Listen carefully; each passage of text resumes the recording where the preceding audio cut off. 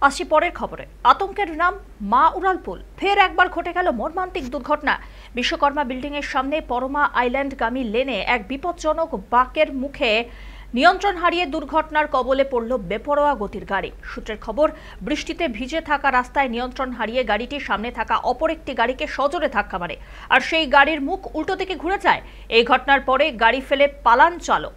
খবর পেয়ে ঘটনাস্থলে তড়িঘড়ি পৌঁছায় তপসিয়া থানার পুলিশ। ওই চালকের খোঁজে চলছে তল্লাশি।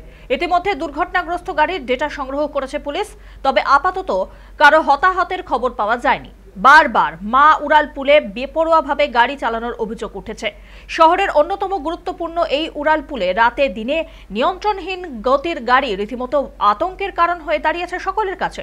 আর এই ঘটনায় পুলিশ জানিয়েছে দুর্ঘটনায় দ্রুত তদন্ত শুরু হবে।